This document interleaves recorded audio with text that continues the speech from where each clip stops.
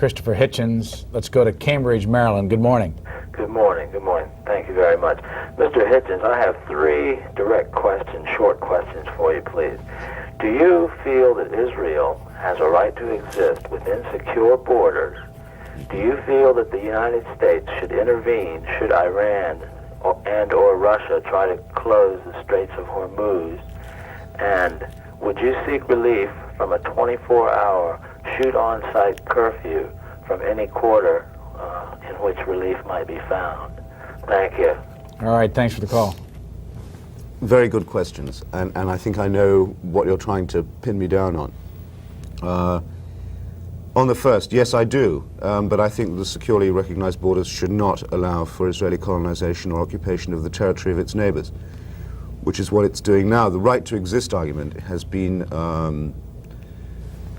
used now to the point where what it's going to mean is that the Israel you're talking about will include the annexed and illegally occupied West Bank.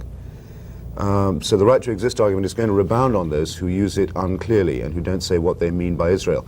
It's very interesting, the Israeli government has never said where it thinks the borders of Israel really ought to be and what it would settle for. I think it would be an immense help if Israel's going to insist on the right to exist, if it tells us where it thinks Israel's boundaries should be. Every other country does do that. I'd better give you the straight answer. I think Zionism, the idea of building a state of Jewish farmers on Arab land in the Middle East, is a stupid idea to begin with. I've always thought so. My mother wanted to go and be a Zionist immigrant at one point. I tried to talk her out of it. It's been a thing in my family. I think it's a bad idea. I think it's a messianic idea. I think it's a superstitious idea. And I think so the idea of Israel's right to exist is well, no. Now that it's there, has no play with you. Many states are founded on injustices or foolishness and bad ideas. And boundaries are drawn by all kinds of political. Yeah, it doesn't mean that anyone can just come and evict or destroy them. And I'm not saying that, but I think I'd have to say, so as not to seem shady. Yeah. I've always thought it's a silly, messianic, superstitious nationalist idea, and it's a waste of Judaism. And it guaranteed a quarrel with the Arabs because it meant we're going to take away from you what's most precious, your land, by trying to make Jews into peasants. Already a silly idea. That's not the way to rescue Central European Jewry, make them into farmers in Palestine. Guaranteed an injustice to the Arabs, which now anyone can see, and is now entering its third, fourth generation.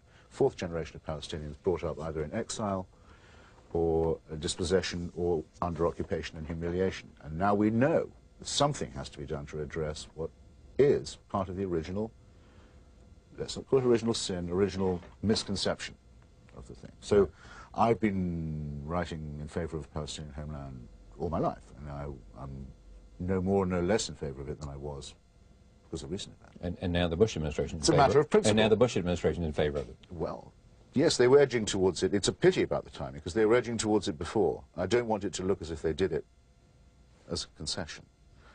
But it should be a matter of principle. If Jews born in Brooklyn have a right to a state in Palestine, then Palestinians born in Jerusalem have a right to a state in Palestine. Anyone who doesn't agree with that principle, I think, is suspect. I think most people do. They do, but but why in that case do we have the one and not the other? After all, it's America that pays for all this and arms the Israelis and is very much involved in it. If it's a matter of principle, then we should have witnessed to it a bit more forcibly than we did. On the point of purchase, I'd like to take up on a single word, very important. You wouldn't say, would you, that the United States has no purchase on the government of Israel? No, I wouldn't. No. I mean, in other words, if the Israelis are going to continue to build settlements in an identifiable, just a single suburb of Jerusalem, where most of the Arab population can produce documents proving they've owned their homes since before the British Mandate.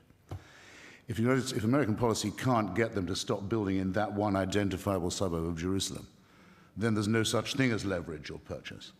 And Obama went to all the trouble to point out that this is a terrible thing. He should have said more than he did, in my view, that it's theft as well as an obstacle to negotiations, and then walked away from that.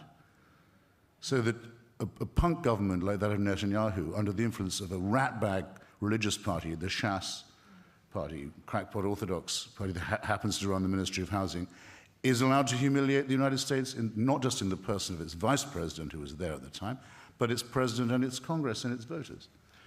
And immediately the president backpedals, and now he's being attacked by some leading American Jewish organizations as being, in principle, anti-Israel. So he's had a fight with one of the Democratic Party's most important voting blocs. He's done nothing for the Palestinians, and he's made himself look like a jerk. This is not impressive. But when was American policy in the Middle East impressive? Well, actually, I'll give you an example. When George Bush Sr. Said to the Israelis, if you go on like this, I will ask Congress to suspend your loan guarantees, I thought that was extremely impressive. And so did everyone else in the Middle East, and it led to the nearest we've ever had to a proper peace conference. That was in Madrid. Bill Clinton chose to run that year from the right against Bush, saying that he thought Bush was being soft on Cuba, just like Kennedy. Thought Eisenhower and Nixon were being soft on communism in Cuba, and also from the right on Israel, saying if he was president, the Israelis would not be subjected to this kind of pressure. So the last time that there was an impressive American policy, it was a Republican administration, and it was undone by the hero of every liberal in this room. Good morning. Great. I like your type of argument. You basically have intellectual discussion instead of a screaming argument. I'm a libertarian. I'm basically on the opposite side of the spectrum as you. But I wonder if you could clarify a couple things for me. I believe Palestine was the entire area covering Israel and Jordan. I wonder if you could tell me at what point the Palestinians went to Jordan, and I realized they were kicked out when they blew up some passenger jets or something. And are you familiar with that? Yes, I think more than you are, by the sound of it. I'm not sure, well, go ahead. Basically revolved around the Palestinians that were from Israel. I don't understand if there's 22 Arab states, why they have to take over Israel. Well, there are 49 American states. If someone told you you couldn't, apart from the one you're sitting in, if someone told you actually we would rather have your bit of Los Angeles for ourselves, from now on, this will only be, you can only be a landholder or a householder here if you profess the, let's say, Muslim or Buddhist faith. Otherwise, get out. This bit's ours. You're happy to go to Colorado on that basis? I don't think so, and I think if you think about it, you wouldn't insult anyone else by treating them, their society or their country as disposable as that. The Palestinians do not feel that God gave the land to someone else and they therefore have to be flung out. And I completely agree with them. They've every right to resist that ridiculous proposal. Cape Cod, Massachusetts. Go ahead, please. Good morning. A question for Mr. Hitchens, please. You're going. You're on. Ask away. Do you believe it's healthy for the United States to be so much influenced by Israel? We are a large country. They are very small, but they have much influence in the media and especially in politics. Thanks. Well, believe me, I know, I believe I understand the question, and there are various tones of voice in which it can be asked, and including a tone of voice that I don't like, that suggests that there's a sort of covert Jewish hand that directs U.S. policy, which is not true, and very often clusters with other forms of unpleasantness. I do think that the United States gives far too great a proportion of its military aid budget to Israel and in return asks for insufficient Israeli responsibility. The Israelis are the custodians of the West Bank via an act of war, which their occupation of it is not recognized as legal. I've already said what I think should happen about that. There should be a West Bank state. The United States could make that difference. You could say to the Israelis, we will defend the existence of a Jewish community or a Jewish state in Palestine. We will not underwrite it becoming an expansionist and colonial state. If you want to do that, you pay the difference yourself. That alone would have probably solved the problem by now. And I do wish, yes, if you want to put it like that, that there was more cogent discussion along those lines in both the media and in Congress. And as for the Israelis, everybody knows that, because I mustn't seem to duck that question, because I know how toxic it is.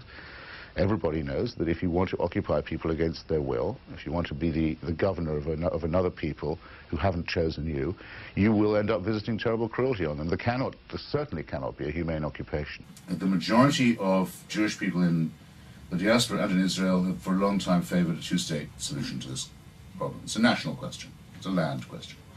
This is also the expressed view of the United States Congress, of American Jewry, of the United Nations, of the European Union, and of the Palestine Liberation Organization. It's what the majority of people involved in this view want.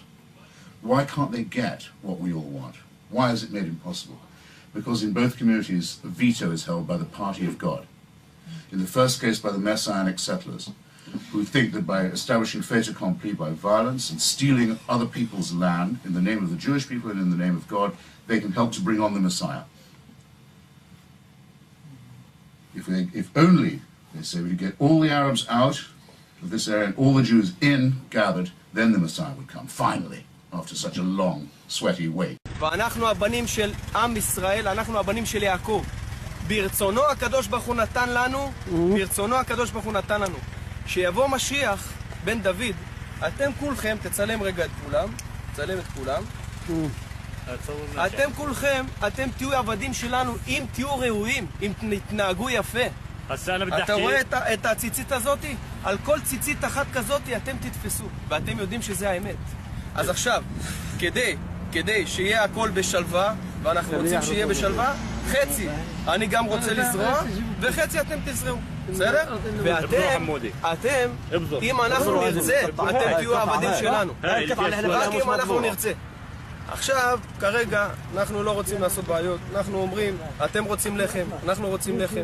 עזרה חצי, בסדר, אנחנו ניתן לכם לחם, אבל אנחנו, זה אדמה שלנו, לא ניתן לך... מותק, אמרנו שיש שלום ויש שתי מדינות. מדינה ב-77, תלך תעשה לחם במדינה שלך. פה זה המדינה שלי. לא, זה לא נכון. פה זה ארץ ישראל. לא נכון. פה זה ארץ שלי. וזה של אבא שלי. האדמה הזאת היא של אבא שלי, והנה, האדמה הזאת היא לא של אבא שלי. של אבא שלי. האדמה הזאת... הנה, זה יש לי ניירות, זה של אבא שלי. האדמה הזאת זה שלנו, של ארץ ישראל, של יהודים. אתה יודע טוב.